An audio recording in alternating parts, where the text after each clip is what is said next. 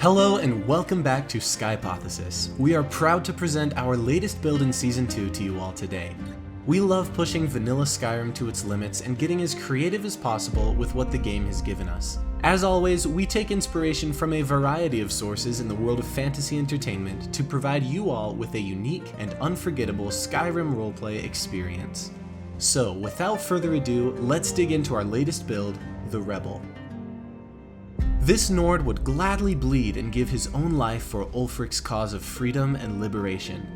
The Rebel is a ruthless and bloodthirsty warrior with a reputation for getting results, albeit with over-the-top violence and theatrics. His long and bloody service as a soldier has led him to become a skooma addict, and he is quick to draw his blade when suffering withdrawals. He is also a werewolf and uses this powerful form to take out targets without his identity being compromised. He doesn't always need subterfuge when he can, instead, turn into an unrecognizable blur of teeth and claws. The Rebel's story begins in the imperial province of Bruma. He was a proud son of Clan Redmane, a Nord family from Bruma with a strong history of warriors who served the Empire as legionnaires. Much of their family bled and died during the Great War, and the Rebel has never forgotten his fallen father and brothers.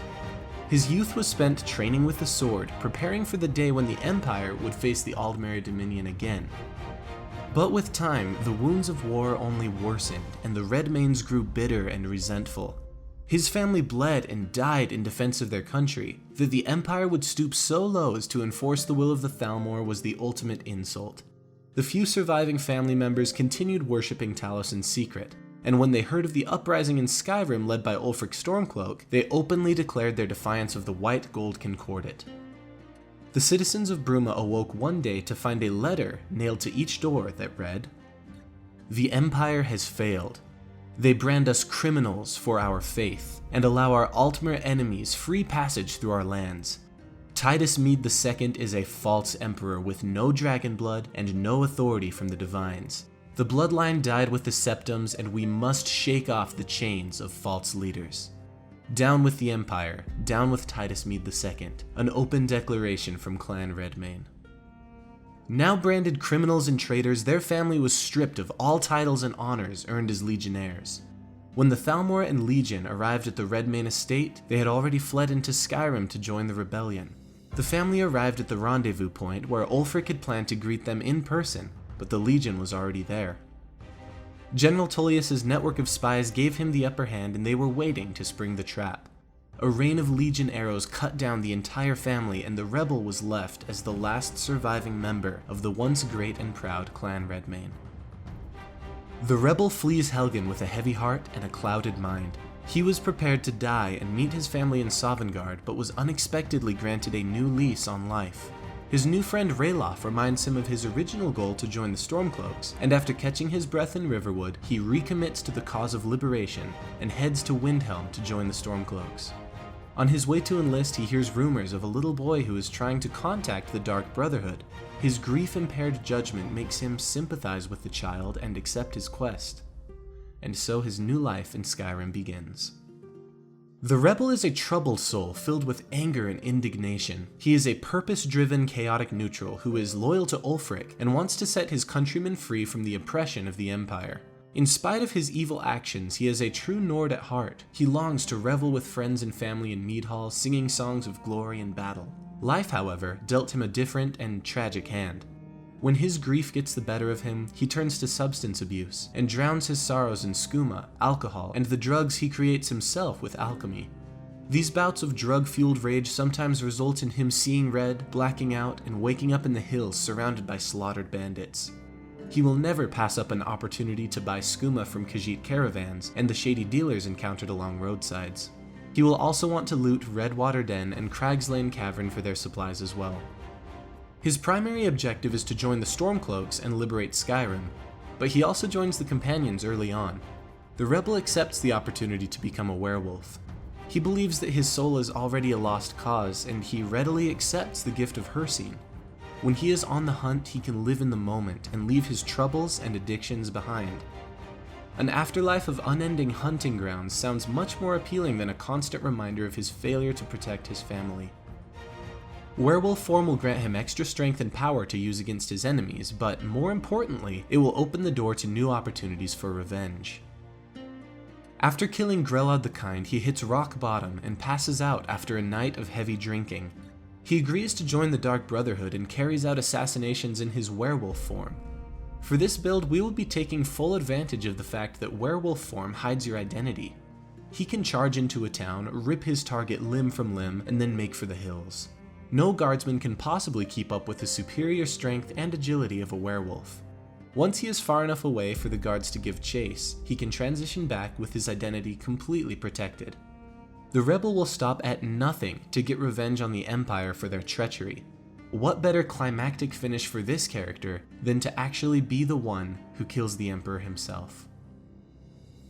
The Stormcloaks make great effort to prove that they don't need imperial structure to form a lawful and functioning society. Since the rebel's methods would be almost universally shunned, he must wage his own war in secret. When he discovers his power as Dragonborn, he becomes more confident in his plots of revenge. The Greybeards say, "You were given this gift by the gods for a reason. It is up to you to determine how best to use it." He chooses to use his gifts to wage this private war against the Empire, the dragons, the Thalmor, the vampires, Imperial sympathizers, and any who would stand in the way of the Nords taking back their homeland. The main questlines for this character are the Companions, the Civil War, the main quest, and the Dark Brotherhood.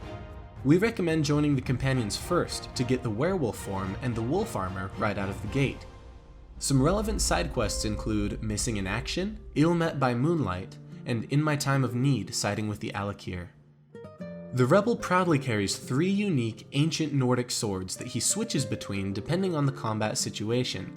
He will carry the Ghost Blade, Red Eagle's Fury, and the Pale Blade. Each of these swords bear a unique story of curses and liberation from oppression. The Ghost Blade will be his primary weapon, which we've chosen because it just looks too cool to pass up. The enchantment is practically useless, but it doesn't require soul gems to charge, which is important because he isn't taking any perks in enchanting. The sword ignores a tiny bit of armor, which is the implicit modifier of maces, and can be improved at a grindstone with 3 samples of ectoplasm. Next is Red Eagle's Fury, which is useful against undead due to its fire damage. And finally the Pale Blade, which is useful against other warriors due to its frost damage. He will switch between these swords depending on the enemies he faces, and charge the last 2 with soul gems found on his travels. For his armor, he wears the Torturer's Hood, Wolf Armor, the Stormcloak Officer's Gauntlets and Boots, and the unique shield Targe of the Blooded. This armor combo has spikes all over the place and creates a very intimidating and rugged look. For auxiliary gear, you will want an Amulet of Talos and a Ring of Fortify One-Handed. You will also want to have Hircine's Ring on hand for controlled werewolf transformations, but when you return to normal combat, swap back to your Ring of Fortify One-Handed. His armor combo can be obtained extremely early. Be sure to leave Helgen with Ralof so you can pick up the Torturer's Hood on the way out of the keep, and then promptly take the carriage to Riften and make your way up to the gates of Forelhost. Kill the Thalmor agent impersonating a Stormcloak officer and take his armor. Finally, the Wolf Armor can be obtained fairly early in the Companion's questline, at the end of the quest, The Silver Hand. The combination of light and heavy armor is functional, as we will be taking the Steed Stone for the unhindered movement. You can acquire the unique shield Targe of the Blooded early as well by headed to the Alfden Tower and using the plate glitch to backdoor into Alfden, then taking the elevator right down to the end of the dungeon. Use the plate glitch again or pick the lock to get past the door, wait until Umana kills the Imperial, and then kill her and take the shield. Moving on to the rebel's shouts. Because he does not use a bow or ranged spells, the shout Dragon Rend is necessary for taking down dragons. It's obtained towards the end of the main quest, so once you begin this questline, don't look back until you obtain it. You will definitely want it on hand to deal with random dragon encounters. He will make extensive use of Marked for Death to represent his combat prowess, Fire Breath as a way of unleashing his rage, and Dragon Aspect to boost his already intimidating strength and power. For alchemy, the rebel concocts his own unique drugs to enhance his battle performance and counteract the negative effects of skooma and alcohol. First off, we have Red Cur, which is a stamina regeneration and resist fire stimulant made from Fly Amanita, Mora Tapanella, and snowberries. Its increased stamina regeneration will counteract the stamina debuff of skooma and alcohol. Snowberries are added to increase fire resistance to aid in the heat of battle and represent the pain-numbing effect of the drug. Next up is Wolf Tonic, which is a combination of Fortify One-Handed and Fortify Health made from combining Canis Root, Hanging Moss, and Wheat. With increased health and attack power, this performance enhancer is best taken before entering combat to provide him with extra strength and focus. These two potions will be integral to the Rebel's playstyle, so stock up on as many of these ingredients as you can. If you build a Hearthfire home, be sure to build the greenhouse, as you can plant all the needed ingredients except for Hanging Moss, which is not plantable but does spawn abundantly in the rafters above. Now moving on to the Rebel's stats and perk spread. You will want to level him up with a ratio of about 3 health to 2 stamina. He uses no spells and leaves magicka for the milk drinkers. By the time you hit level 40, you will want the following perks.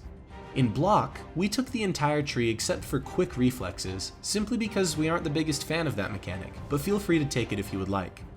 In One-Handed, take all 5 in Armsman, Fighting Stance, all 3 in Bladesman for increased critical hit chance, critical charge, and Savage Strike. In Smithing, you will only need Steel Smithing and Arcane Blacksmith to improve your armor and swords. You will, however, want to push your smithing skill to 100 and brew powerful Fortify Smithing potions, along with purchasing enchanted Fortify Smithing gear. This will help you improve your gear immensely. Even though the swords don't benefit from any smithing perks, a high enough smithing level will still allow you to push the damage past flawless quality. In Sneak, you will put all 5 in Stealth, coupled with Muffled Movement and Backstab. Once again, the Steed Stone will be really helpful when sneaking, as it removes the weight and noise of your armor. In Alchemy, you will put all 5 in Alchemist, followed by Physician and Benefactor. In addition to crafting healing and smithing potions, you will need to brew powerful performance enhancers and stimulants to aid in the frenzy of combat. If you plan to play past level 40, we recommend adding perks to both the light armor and heavy armor trees, with the goal of getting the Unhindered perk on both. Once obtained, you can switch the Standing Stone to the Lord Stone for extra tankiness. And now for the special moves, which are combinations of various skills, weapons, shouts, and spells. When combined creatively, you can get some ultra fun gameplay, totally unique to your character. This is our favorite part of every build. For the Rebel, we first have Werewolf Rage, which is the combination of Battle Cry and Werewolf form. Use the Nord racial ability Battle Cry to send enemies fleeing in terror. This gives you ample time to transform into a werewolf and hunt down your victims. Hunting down terrified enemies becomes a sport for the Rebel, and this is one of the only times he can forget his addictions and his past. Next up is Overdose. When you're running out of energy in a heated battle, take an abundance of alcohol, skooma, and red cur, which includes a stamina regeneration effect to counteract the decreased stamina regen from the alcohol.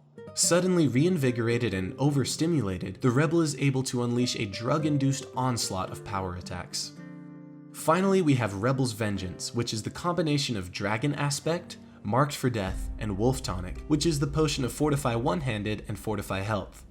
Sword and board characters, while highly offensive, are lacking in burst damage. This special move is a way to overcome that weakness in a dramatic, over-the-top way. The Rebel channels Dragon's Rage into his blade and uses it to slaughter his enemies. Those who fight alongside him can't help but stop and marvel at this awesome display of vengeance-fueled might. With those special moves completed, we are ready to end off this week's build video. The Rebel is a tragic character, but incredibly fun to roleplay as. If you find it difficult to roleplay as just an average Stormcloak, this build is for you. We believe we have put a dark twist on the classic Nord hero trope. When combined with werewolf assassinations, playing as this character was an experience we won't forget.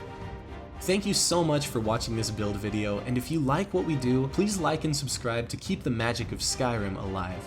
We'll see you next time right here on Skypothesis.